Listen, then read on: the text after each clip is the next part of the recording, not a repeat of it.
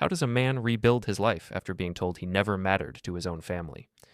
What do you do when an uncle takes a company and smiles while he says you were never in the will? Why did a dusty bank box from my grandfather hold the real truth that my whole family tried to bury? My name is Ryan Cole. I am 49 years old. I work with my hands and my head, but people do not see the work. They see a quiet man who does not push to the front. They think quiet means weak. I learned a long time ago that loud people often get the first chair. They also get the first story. In my family, my Uncle Victor became the storyteller. He speaks in meetings, he shakes hands, he smiles like a winner. And over time, his story became the only one that mattered. My grandfather built our family company from a small shop into a real business. When I was young, I spent weekends there. I swept floors, I carried boxes. I watched my grandfather check every number twice. He did not talk in big words. He talked in steps. Do the work, write it down, keep your name clean. That was his way. I followed that way. Victor followed a different way. He talked to important people. He learned who to flatter. He learned how to sound sure, even when he did not know. Now the company is huge. People in town say it is worth about $520 million. I do not say that number with pride. I say it like a fact that sits heavy on my chest, because that number did not lift me, it did not protect me, it became a wall between me and everyone else in the family. Victor stands on the top of that wall. I stand below it, looking up, like a stranger. I still work at the company, but not in a way that fits the word family. I am in operations. I solve problems that show up at 6 in the morning. I fix delays. I talk to vendors. I calm down teams when a shipment goes wrong. I know the building sounds. I know when a machine is off by the way it hums. I know which supervisor lies about time. I know which one is just tired. I keep it all moving. And I do it without applause. That Monday started like most days. The loading bay smelled like cardboard and oil. A new group of hires stood near the dock doors. They were young. They had clean shoes. They had that easy look that comes from not worrying about rent. One of them asked another who I was. The other said I was Victor's nephew, but not the important one. He said it in a light tone, like it was a joke that everyone already knew. I kept walking. I did not turn my head. I did not give them a show. I went to the office side to pick up a report. On the wall, there were framed photos. There was my grandfather with the first crew, all smiles and work shirts. There was Victor shaking hands with a mayor. There was Victor cutting a ribbon at a new building. There was a photo of Victor and his wife Lorna at a charity dinner. There was no photo of me. That should not have mattered. It did anyway. It was like being erased in clean daylight. At 10, my phone buzzed with a message from Victor's admin. She asked me to come to his office. I read it twice, even though it was simple. I felt that familiar, tight feeling in my stomach. Victor did not call me in to thank me. He called me in to remind me of my place. I walked there slow. I did not rush. I did not want to look nervous. Victor's office had soft carpet and a view of the parking lot. He liked to see people arrive. He sat behind a wide desk that looked more like a stage than a workspace. Lorna sat in a chair near the side, scrolling on her phone. Victor looked up and smiled like we were about to share good news. He asked how I was doing. His voice sounded friendly, but it was flat under that. I said I was doing fine and asked what he needed. He said he was hearing concerns. He said I was not keeping up. He said people were worried about me. He did not name those people. He did not need to. He leaned back and said the company had grown past old habits. He said he needed strong energy, not slow energy. He said I was costing the team time. He said I should think about what I bring to the table. I listened. I kept my face calm. In my head, I listed facts. My last 3 fixes had saved contracts. My last vendor call had prevented a late fee. My last weekend shift had kept a line running. But facts do not matter when someone is performing power. Victor was not asking for my facts. He was offering his version of me, like a label he could stick on my shirt. Then he moved to the real point. He said he knew I had been asking family questions again. He said I needed to stop. He said my grandfather had taken care of things a long time ago. He said there was nothing for me to chase. He said I was never in the will. He said it like a clean final line, like it should end the subject forever. Lorna looked up at that and gave a small smile, like she enjoyed the moment. She said I should focus on being grateful. She said Victor carried the weight now. She said it was not my role. She spoke softly, but her words had a sharp edge. I nodded once. I told them I understood. I did not argue. I did not beg. I knew any emotion would be used as proof that Victor was right. Victor leaned forward and said he was trying to help me. He said I was almost 50 and still struggling. He said he did not want me to embarrass myself in front of the company. He said he could keep me on, but only if I stayed quiet and flexible. He said I should accept that some people are builders and some people are just support. He said my grandfather was a builder, and Victor was the next builder. He said I was support. I said I heard him. I asked if he had anything in writing about my role changes. He smiled again and said there was no need for paperwork if I stayed cooperative. He said family should handle things with trust. That word trust made my jaw tighten. I did not show it. I told him I would return to my tasks. When I left, the hall felt longer than usual. I could hear laughter from a meeting room down the corridor. People were drinking coffee and talking about growth and targets. I walked past them like I was made of air. Back in the loading bay, the young hires watched me. One of them asked if I was in trouble. Another said Victor was cleaning house. He said it like it was exciting news. I kept moving. I did not give them a reason to feel important. By late afternoon, I was tired in a way that sleep does not fix. I drove home in my old car. The heat took time to work. The steering wheel had a worn spot where my thumb rested. My apartment building was quiet and a little worn too. I walked up the stairs and opened the door to my place. It smelled like plain food and laundry soap. I turned on the kitchen light and stared at the small space like it belonged to someone else. I did my usual money check. I spread my bills on the table: rent, power, phone, a small loan from a bad year, a car repair I had not handled yet. I had enough to get through the month if nothing went wrong. That is how I lived. One wrong thing could tip the whole week. Victor knew that. He used it. He did not need to raise his voice. He only needed to remind me of reality. I washed my hands and made a simple meal. While I ate, I tried to calm my mind by doing something small and normal. I cleaned a drawer where I kept old family papers. It was not a planned act. It was more like a restless habit, like my hands needed work when my head had too much noise. In the back of that drawer, under a stack of old envelopes, I found a small metal key tag.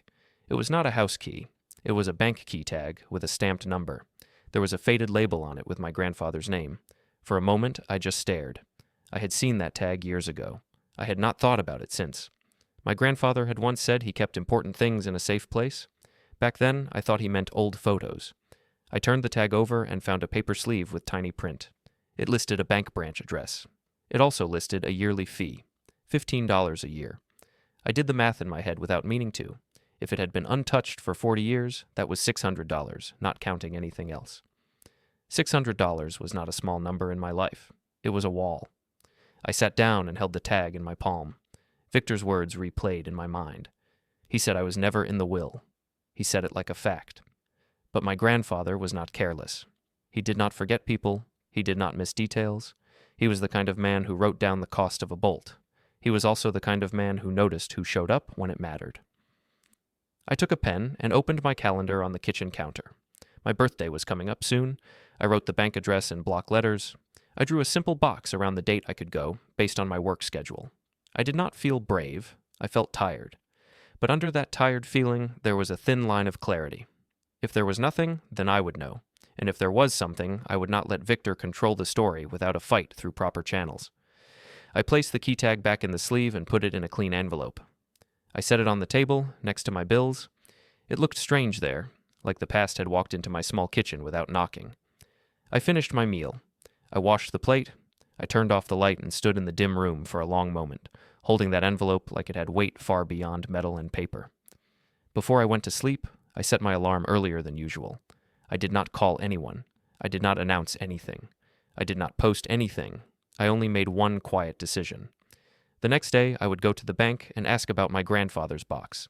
I would do it calmly, I would do it the right way, and I would finally stop letting Victor tell me who I was. After I put the bank key tag in a clean envelope, I sat at my kitchen table for a long time. The light above the sink made a small circle on the floor. Everything outside that circle felt far away. I could still hear my uncle's voice in my head, calm and sure, like he was reading a rule from a sign on the wall. He had told me there was nothing for me. He had told me I was never part of the plan. He said it like I was silly for thinking otherwise.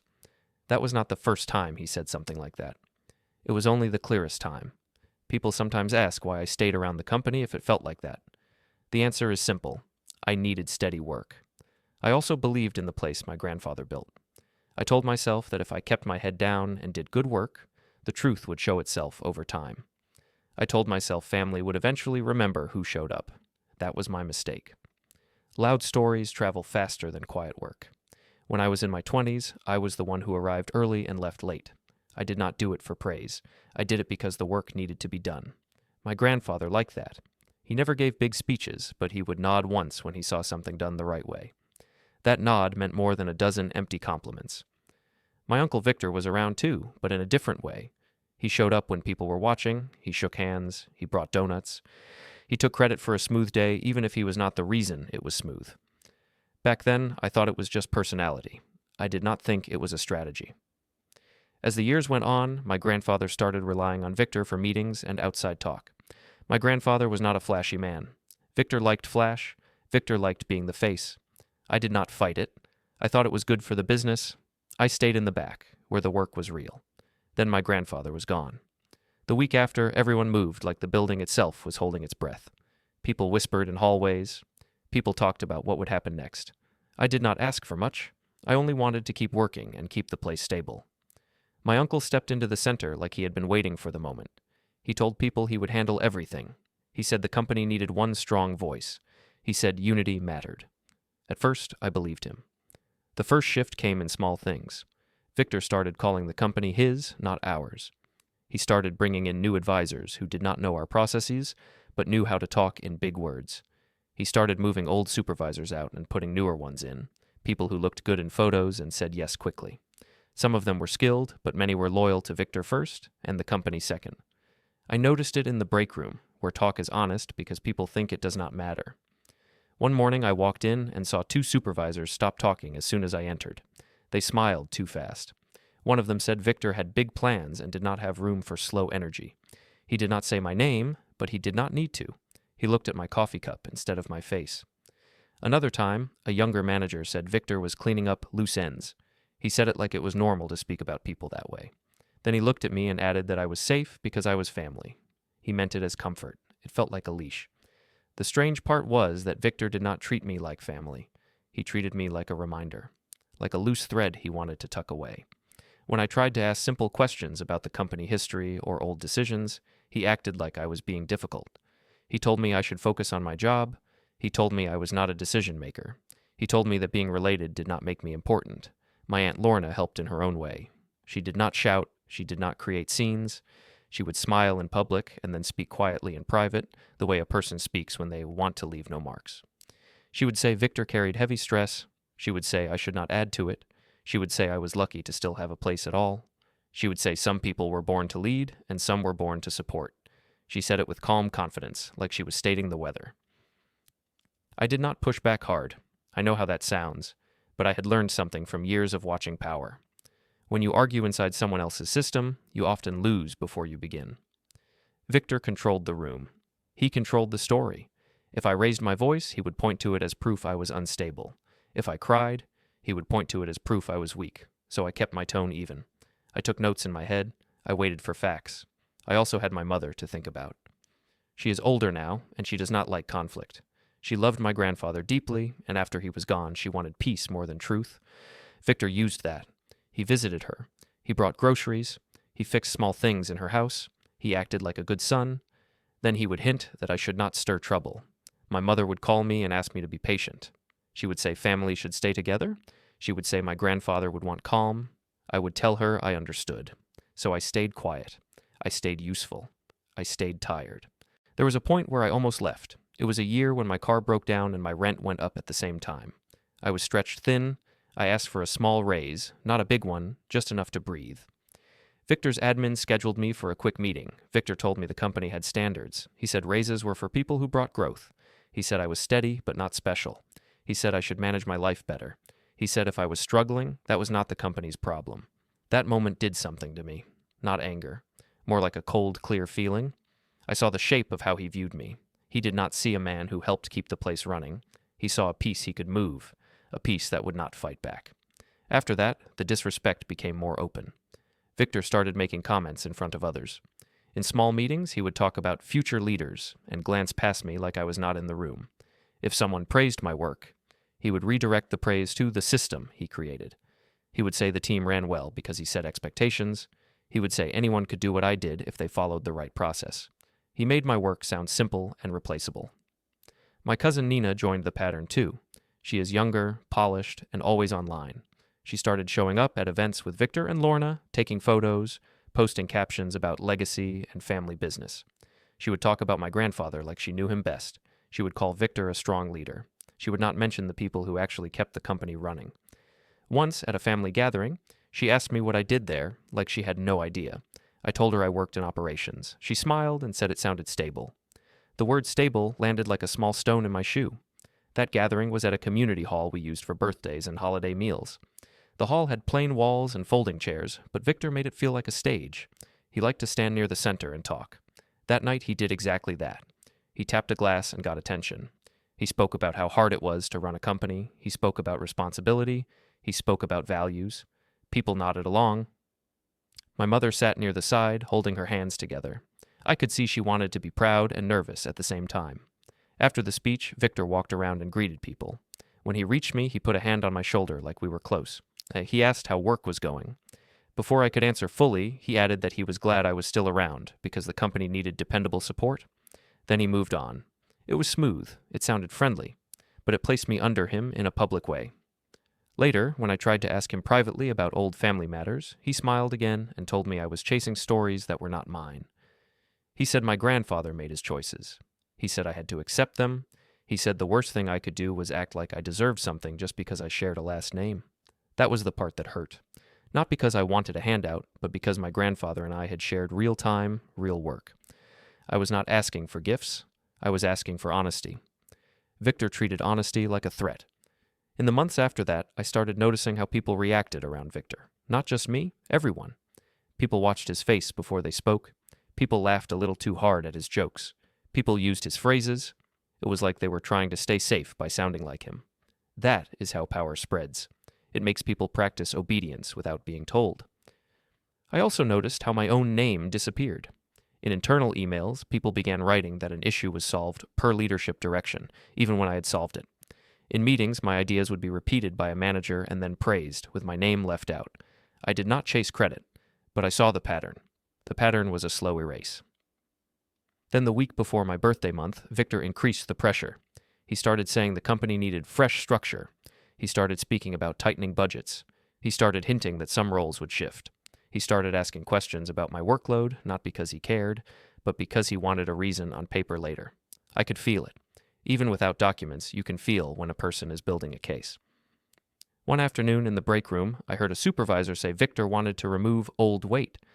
The supervisor said it in a half-joking way, but his eyes were careful. He was testing how it would land. I kept my face calm. I stirred my coffee slowly. I did not give him a reaction to report back. That night at home, I looked at the bank key tag again. I did not know what was inside that box. It could have been nothing. It could have been old photos. It could have been papers that meant nothing now. But even the idea of it gave me a direction that was not Victor's direction. I thought about my grandfather's habits. He labeled things. He planned things. He did not like loose ends. If he kept a safe box for decades, it was not for clutter. And if Victor was so sure there was nothing for me, why did he get tense every time I asked questions? I did not decide anything loud. I did not make big promises to myself. I only made one quiet choice. I would stop relying on family talk. I would rely on facts, timelines, and proper channels. I would keep my voice calm and my steps clean. Victor respected only systems that could corner him, so I would meet him there when the time was right. The next morning I woke before my alarm. The apartment was cold. I made coffee and stood by the sink, looking at the envelope with the bank tag. It felt strange to treat one small piece of metal like it could change anything. I kept telling myself it might hold nothing. Still, my hands moved with care. I put the envelope into my jacket pocket like it was fragile. At work, I kept my head down. I handled the usual problems: a late truck, a missing pallet, a vendor who forgot a line item. I solved each one the same way I always did. Short calls, clear steps, no drama. The building ran because people like me stayed steady. Most people never notice steady until it is gone. Around noon, Victor walked through the operations area with 2 managers behind him. He did not come to help. He came to be seen. He stopped near my station and asked how things were going. His tone was friendly. The managers watched my face like they were waiting for a performance. I said the shipment issue was handled and the line was stable. Victor nodded and said that was good, but he added that stability was not the same as growth. He said the company needed people who could lead, not just maintain. He looked at the managers and said he was reviewing roles soon. Then he told me not to worry as long as I stayed flexible. I kept my voice even. I said I understood and asked if he needed anything else. Victor smiled like he had just given me a gift. He said he was glad I was learning to be realistic. Then he walked away. The managers followed him like shadows. One of them turned back for a second and gave me a look that was half pity and half relief. He was glad it was not him. That moment was not loud, but it crossed a line for me. Victor was no longer keeping the disrespect private. He was placing it in front of others on purpose. He was shaping how they saw me. He was making sure my name meant small in their minds. I finished my shift and drove straight to the bank. The branch was older than the new ones in town. The parking lot had cracks. The doors opened with a soft sound and a warm rush of air. Inside, everything smelled like paper and cleaning spray. People spoke in low voices. The lights were bright, but the mood was quiet, like everyone was hiding worry behind polite smiles. I walked to the counter and waited. When the teller called me forward, I took out the envelope and slid the key tag across. I told her I wanted to close a safe box tied to my grandfather's name. I said I had found the tag at home and wanted to handle any old balance. The teller's face shifted into that careful look people get when they are about to say something uncomfortable. She asked for my ID. I gave it to her. She typed for a long time. Then she said the box was still active in the system. She said there was a yearly fee, and it had not been paid for decades. She said the total was $600, not counting a small processing charge. She turned the screen slightly so I could see the printout. The number looked bigger on paper than it did in my head. $600 was not just a number for me. It was rent. It was groceries for weeks. It was the line between fine and not fine. I felt heat rise in my face. I stayed still. I told her I did not have that amount that day. I asked if there was a payment plan or a way to close it without paying all at once. The teller said policy required the balance to be cleared before the box could be accessed or closed. She said she was sorry, but she could not change that. Her voice was kind, but the rule stayed the same. I stood there for a moment, trying to keep my breathing steady. I did not want the people behind me to hear my problem. I did not want to look like a man who could not handle a simple fee. I thanked the teller and stepped aside. I moved to a corner near a brochure stand. I looked at the fee breakdown again. It was simple and cold. $15 a year, year after year, plus the final charge. The number made sense. It also felt unfair. I had not created that debt. I had not even known it existed. I checked my bank account on my phone. The balance stared back at me. I did the math twice. If I paid the fee, I could still cover rent, but barely. I would have almost nothing left for the rest of the month. One surprise bill would knock me down. I put the phone away. I felt that old familiar feeling again. Being boxed in by money. Being told there was a door, but the key cost more than I could reach. As I stood there, a woman in a dark blazer walked out from an office. She looked around the lobby like she was checking the room. Her eyes landed on me and the paper in my hand. She did not stare. She just noticed. A minute later, the teller came to me and said the branch lead wanted to speak with me. Her tone was neutral, but her eyes were gentle. I nodded and followed her to a small office. The branch lead introduced herself as Marisol Grant. She was calm, professional, and direct. She asked why I wanted to close the box now. She asked how I got the key tag. She asked if I knew what was inside. I told her the truth. I said it was my grandfather's name. I said I had worked in the family company for years. I said my uncle now controlled it and had told me there was nothing left for me. I said I found the tag by chance. I said I did not know what was inside, but I wanted to settle things the right way. I did not beg. I did not ask for special treatment. I only explained. Ms. Grant listened without interrupting. Then she asked a question that surprised me. She asked if the account had any contact history. She asked if anyone had tried to access the box during those decades. She looked at her screen again and frowned slightly. She said it appeared no one had touched the box. She said it was like it had been left on purpose. She said the fee was real, but she also said banks had ways to handle long, inactive items in special cases. She said she could not promise anything, but she could review options. She said she needed to check one internal policy and make a call. She left the office for a few minutes. I sat alone, staring at a framed photo of a beach on the wall. It was the kind of photo meant to calm people down. It did not calm me. My mind kept replaying Victor's smile. My mind kept replaying the number 600. When Ms. Grant returned, she spoke carefully. She said she could not open the box without clearing the balance. She said that rule would not change, but she also said there might be a way to waive part of the fee if the box qualified as abandoned property and if the closure was handled immediately under management approval. She said it was rare. She said it depended on the final review. She said she could start the process, but she needed time. I asked what she needed from me. She said she needed proof of my identity and a basic family connection. She said she could note my statement and request approval. She said if it was denied, nothing would happen and I would still owe the balance if I wanted to close it. I told her I understood. I gave her the information she requested. I signed a simple request form that only stated I was asking to close the box and that I understood fees existed. It did not give me access. It did not grant me anything. It was only a request. When I walked out of the bank, the sky looked pale. I sat in my car for a few minutes without starting it. My hands rested on the steering wheel. I felt tired, but also focused. I had not gotten what I came for yet. Still, something had shifted. A door was not open, but it was not fully locked either. On the drive home, I stopped at a small grocery store and bought the cheapest items I could. Bread, eggs, canned soup. I needed to keep my spending tight in case the bank asked me to pay. As I put the bags in my trunk, I thought about how Victor lived.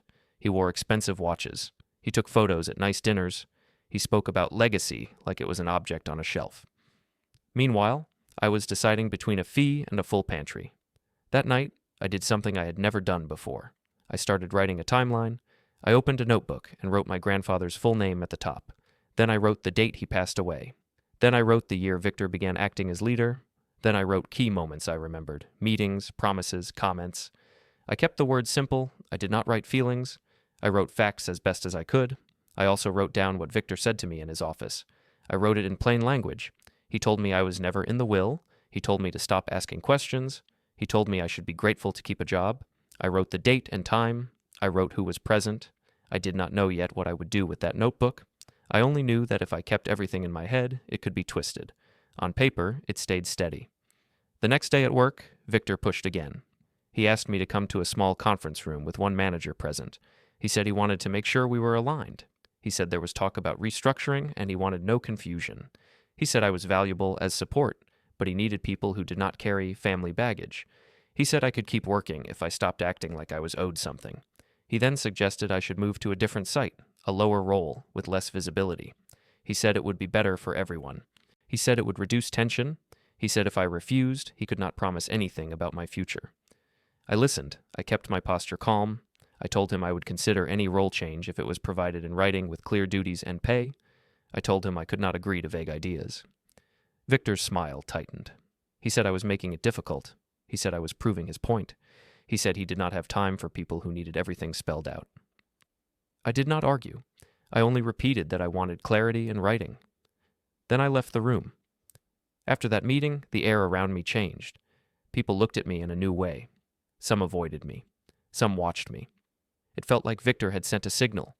It felt like I was being treated as a problem now, not a person. But inside me, the switch had already flipped.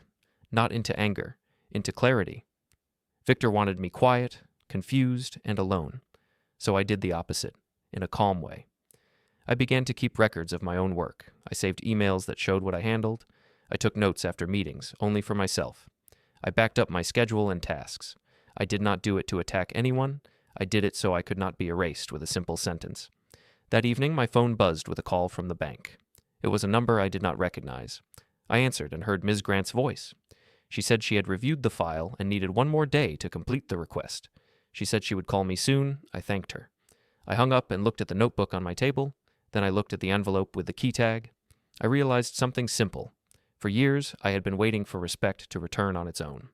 It does not return on its own. It returns when there is proof, structure, and consequence. I did not know yet what was inside that box. I did not know if it would change anything, but I knew I was done being shaped by Victor's story. So I kept my voice calm, and I kept writing things down. After Ms. Grant called, I did not feel relief. I felt something closer to focus.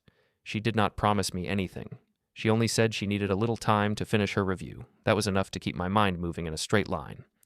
The next few days, I kept my routine steady on the outside. I went to work. I fixed what broke. I answered calls. I kept my tone even. But inside, I stopped drifting. I started building structure. Not loud structure, quiet structure. At night, I sat at my kitchen table with my notebook open. I kept writing dates and short lines. I wrote who said what. I wrote where it happened. I wrote who was in the room. I wrote what time it was, if I could remember. I did not write long paragraphs. I wrote like a person taking notes in class. I also started saving things that were already mine. I saved shift schedules.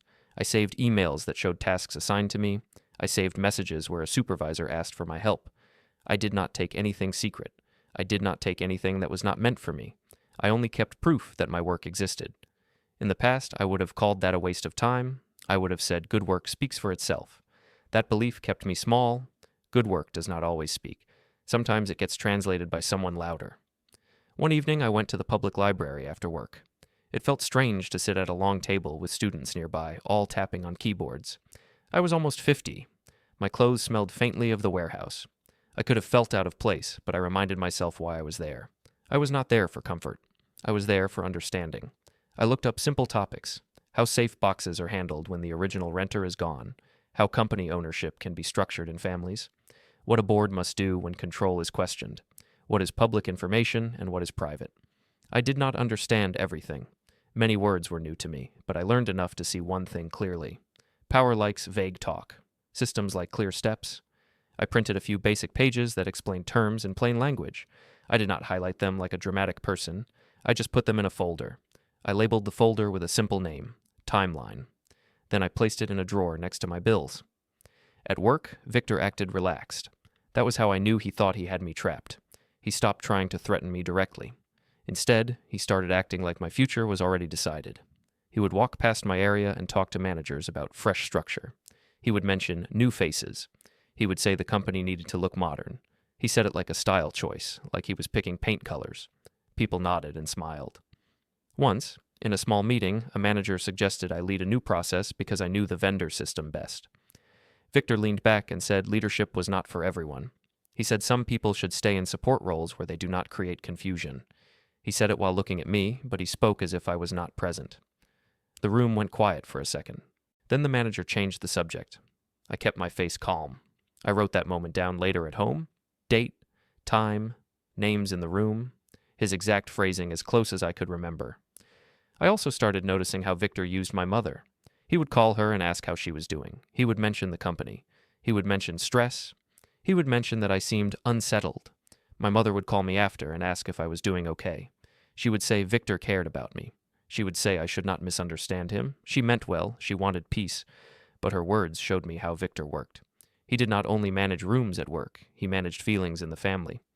One night my mother invited me for tea. Her house smelled like old books and warm bread. She looked smaller than I remembered. She held her cup with both hands like she needed it to stay steady. She asked if I was having trouble at the company. She said Victor told her I had been asking hard questions again. I told her I was fine. I told her I was just handling things properly. I did not tell her about the bank tag. I did not want her to carry that pressure. I also did not know yet what it meant. My mother sighed and said she missed my grandfather. She said he used to keep everyone in line without shouting. Then she said something that stuck with me. She said my grandfather used to say that a calm man should keep his paperwork clean because the world often tries to paint calm as weak. I nodded. I told her I remembered that. A few days later, I met Owen Pike at a small diner near the industrial park. Owen is older, retired now, and he used to oversee operations years ago. He was never flashy. He was the type of man who watched more than he spoke. When he talked, people listened because it was usually useful. We sat in a booth with cracked vinyl seats. I ordered coffee. Owen ordered tea. He looked at me for a long moment and asked how things were at the company. I gave him a careful answer. I said the work was steady, but the atmosphere was changing. I said Victor was planning shifts. I said I felt like I was being pushed toward the edge. Owen nodded slowly. He said he had seen this pattern before in other families. He said that when money grows, stories get rewritten. He said that the person who controls the story controls the room. Then he said a simple line that matched what my mother had said in a different way. He said if I wanted to be treated fairly, I needed records, not arguments. I told him I had started keeping a timeline. Owen nodded again, like that was the correct answer to a test. He told me to stay calm and stay clean. He told me not to threaten anyone. He told me to let other people underestimate me. He said underestimation is a kind of gift if you know how to use it. After the diner, I drove to a small law office on the other side of town. I had not planned to meet a lawyer so soon, but I had found a name through Owen. Elena Park, professional, direct, quiet. Owen said she did not get pulled into family noise. She cared about steps. The waiting room smelled like paper and lemon cleaner. There were framed certificates on the wall. I sat with my folder on my lap and felt the weight of it. Not because it was heavy, but because it represented something new for me. It represented me taking myself seriously. When Elena came out, she shook my hand and led me into her office. Her desk was clean. She asked me to tell the story in order. Not feelings first, facts first. Dates, names, who had authority, what had changed, what was said. I did my best. I explained my role at the company. I explained the way Victor spoke to me. I explained the safe box tag and the bank's fee. I told her the bank had not opened the box. I told her a manager was reviewing options. I told her I had no idea what was inside. Elena listened and took notes. She asked short questions. She asked who witnessed Victor's statements. She asked if Victor had offered me any role changes in writing. I told her no. She asked if I had any written threats. I told her I only had emails about tasks and schedules, not threats. Then she said something that changed how I viewed the next weeks. She said I did not need to prove Victor was unkind. She said I needed to be ready if Victor tried to remove me, blame me, or claim I was unstable. She said my timeline and basic records would matter in those moments. She said I should keep communication calm and simple. She said I should avoid emotional words in any messages. She said if I needed to respond, I should respond like a professional, not like a hurt relative. I told her I understood. Before I left, Elena told me one more thing. She said if the bank box held anything meaningful, I should not rush into family discussions. She said if something appeared, the first step would be to confirm what it was, where it came from, and what it legally meant. She said people who feel entitled often react fast and messy. She said I should not. I left her office with a strange calm. Not happiness, more like traction. Like my feet finally had grip. That same week, I met an accountant named Jae Min Cho. Elena suggested I speak with someone who could explain company value in simple terms, using only public information and general methods. I did not ask him to break rules or dig into private files. I only asked him to help me understand what value really meant and how control usually works at a high level. We met in a small conference room in a shared office building. Jae-min was polite and straightforward. He explained that headline numbers are often based on estimates, deals, and market comparisons. He explained that control can depend on structure, not just loud claims. He explained that boards and institutions follow procedures, even when families try to act like they are above them. I listened and took notes in my own plain language. I did not pretend to be an expert. I asked simple questions. I wrote down the answers. Back at work, Victor grew even more confident. He started talking openly about a leadership summit at a hotel conference center. He said it would be a moment to align the future. He said vendors and key managers would be there. He said the board would be present too. The way he said board made people sit straighter. Even the managers who laughed easily stopped laughing. Victor announced the date and time in a group meeting. He looked around the room and said everyone needed to understand that the company was entering a new phase. He said there would be hard decisions. He said the business could not carry weight that did not push forward. He did not say my name, but he did not have to. Then he looked at me and said he hoped I would be mature about upcoming changes. He said family should not create scenes. I kept my voice steady. I said I would attend any meeting I was scheduled for and would continue my duties unless instructed otherwise in writing. Victor's smile tightened again. He said I was learning to talk like a professional at last. The room gave small nervous laughs, not because it was funny, but because people like to join power when they are scared. That night, Nina posted photos online about the next chapter of the family company. I did not comment. I did not react. I only added another line to my timeline. Summit announced. Date given, tone of meeting. Then my phone buzzed with another call from the bank. I stared at the screen for a moment before answering. Ms. Grant's voice was calm. She said she was still working on the review. She said there were steps. She said she would contact me as soon as she had a final answer. I thanked her. I hung up. I sat at my table and looked at my folder, my notebook, and my calendar. Victor thought the summit would be his stage. He thought he could press me into silence in front of the right crowd. He thought I would either accept it or crumble. I did not know what was inside the safe box. I did not know if it would change anything. But I knew I was no longer walking into the future empty-handed. I was walking in with a timeline, a calm voice, and a plan to use the same systems Victor depended on, whether he liked it or not. The week of the summit moved fast, but my steps stayed slow on purpose. I kept telling myself that speed makes mistakes. Victor liked mistakes. He liked moments where people spoke too much and gave him a handle. At work, he started acting like he was already the winner. He walked through the building with a light smile, greeting people like a public figure. He used my name more often, but only in a certain way. He would say it with a soft tone, like he was talking to someone younger. He would add small comments about how I should take care of myself, how I looked tired, how the company needed energy. I understood what he was doing. He was planting a simple picture in other people's minds. Ryan is tired, Ryan is slow, Ryan is a risk. If that picture became common, then whatever he did later would look reasonable. I kept doing my job. I fixed what needed fixing. I did not give him a scene. 2 days after the summit email went out, Victor called me into a small office near the main hallway. He chose that room for a reason. The walls were thin, people passed by the door often. He wanted witnesses who would only hear his tone, not the full meaning. He told me he wanted to clear up family confusion. He said rumors were bad for business. He said people needed to know I accepted the current structure. He said it would be best if I signed a simple acknowledgement that I had no claim to the company. He said it was just a formality, like signing that you read a handbook. He did not hand me papers. He only described them. That mattered. If he put something in front of me, it would create a record. If he only spoke, he could later say he was just offering advice. I asked him to send any request like that in writing. I said I would review it with counsel if needed. I said I would not sign anything based on a hallway conversation. His smile did not drop, but it changed shape. He said I was being dramatic. He said lawyers were for people who wanted to fight. He said families should not act like strangers. He said my grandfather would be disappointed if he saw me acting this way. I let him talk. Then I repeated one line, calm and simple.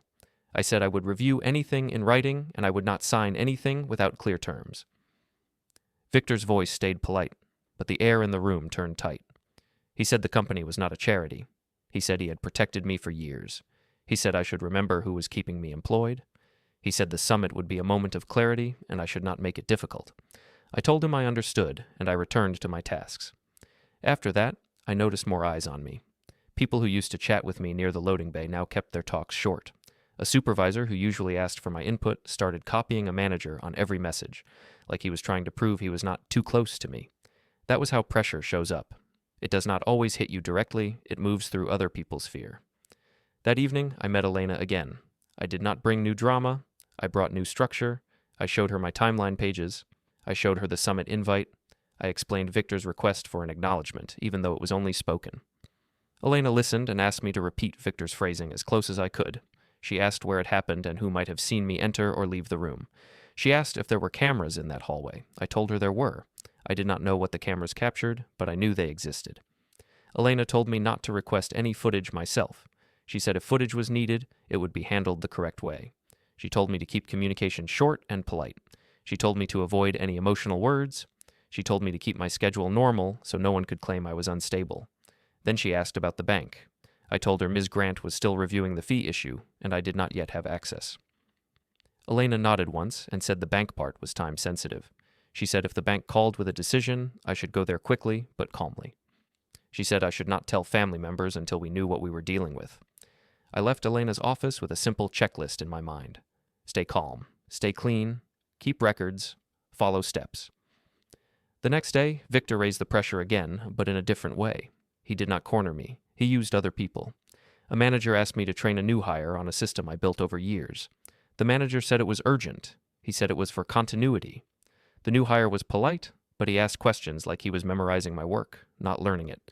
He asked which vendors I called first. He asked where I stored certain notes. He asked what shortcuts I used. I answered in a professional way.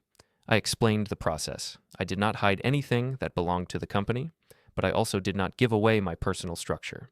I did not mention my own logs. I did not mention my folder. I did not mention my timeline. That night, I opened my kitchen drawer and checked my folder again. The folder had my printed terms from the library, my notes, and a copy of my own work schedule. I added a line about the training request. I wrote down who asked for it and when. It was not illegal to train someone. It was not wrong, but it was part of a pattern. On Thursday, Ms. Grant called again. Her voice was calm. She said she had completed her review and had approval to handle the box closure in a special way, but only under specific steps. She said she needed me to come in early the next morning.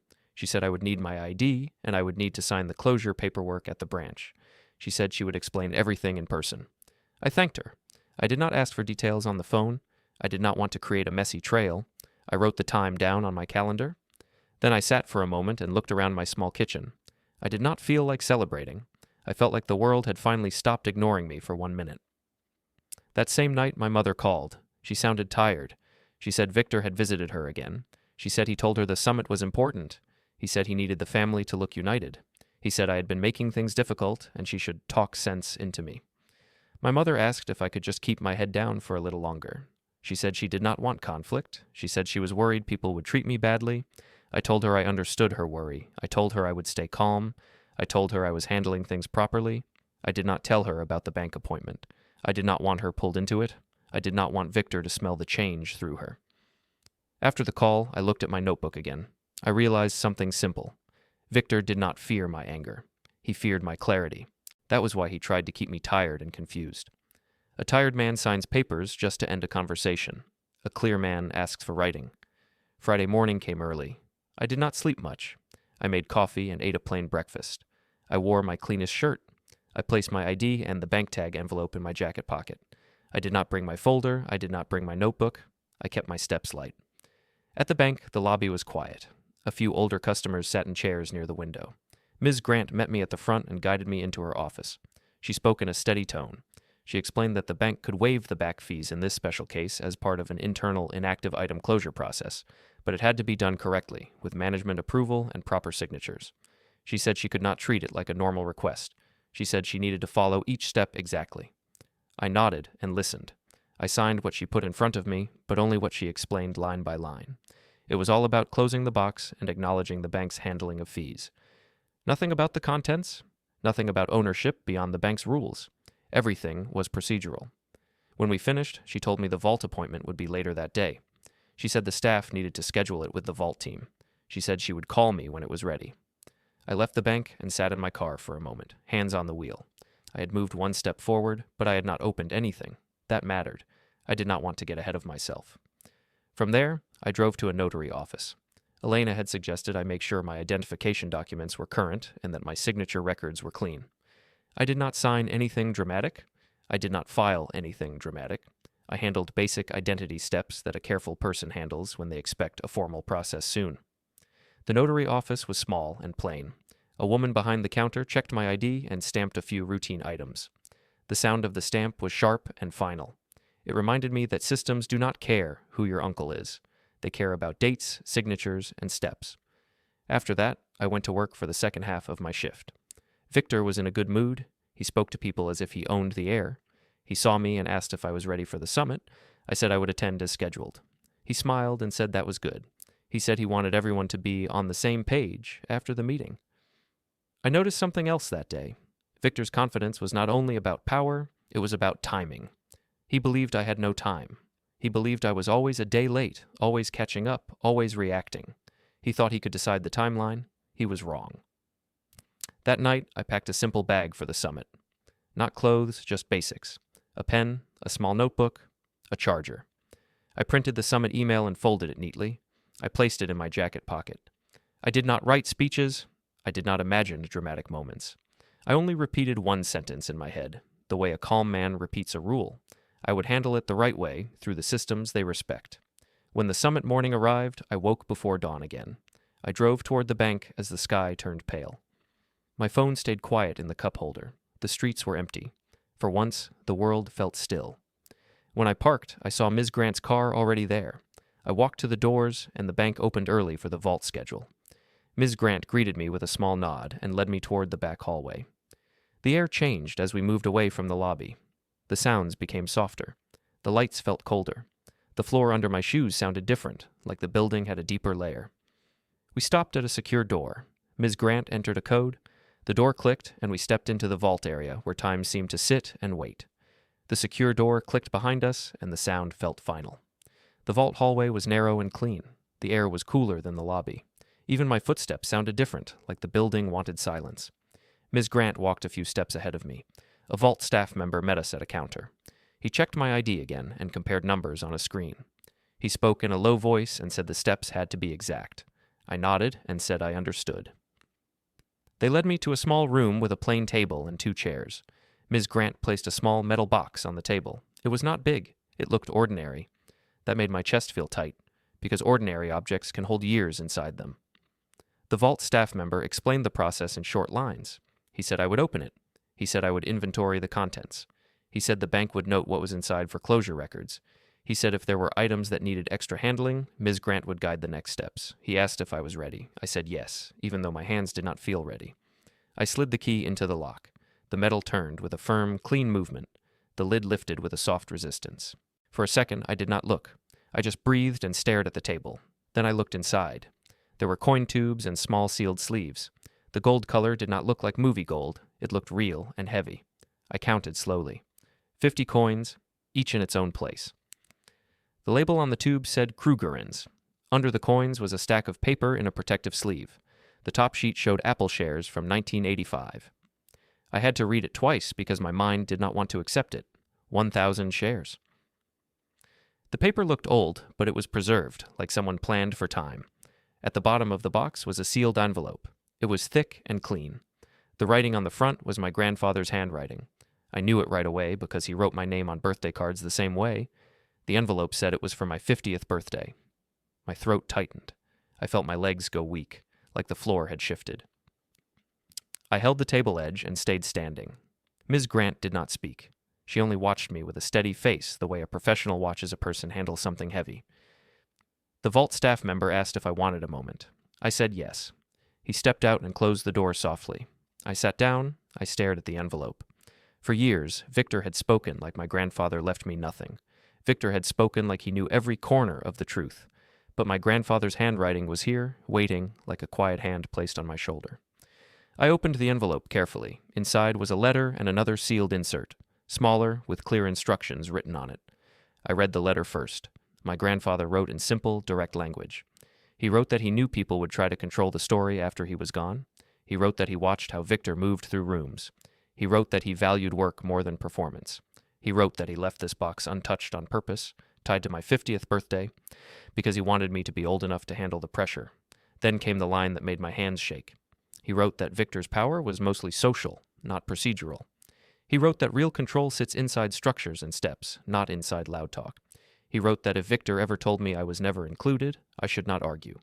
He wrote that I should use systems and formal channels, because those are the only things Victor respects when a room is watching. The smaller insert named specific steps. It referenced a legal structure and a set of notices already prepared to be triggered at a certain time. It listed who had to be contacted and what proof had to be shown. It included names of professionals my grandfather trusted, and it included a clear instruction that I should bring counsel and keep everything clean. I read it twice, then a third time. My mind felt quiet, like a storm had stopped. Ms. Grant returned with the vault staff member. I told her I needed copies made under the bank's process. She said they could document the inventory for closure, and that I should speak with my lawyer for next steps. I thanked her. My voice sounded calm, but my chest felt tight. 2 hours later, I walked into the hotel conference center for the summit. The boardroom had bright lights and a long table. People wore business clothing and smiled like they were at an event. Victor stood near the front, greeting everyone like a host. He saw me and gave me that same small smile. He said he was glad I showed up and said we would finally put things to rest today. I nodded and took a seat.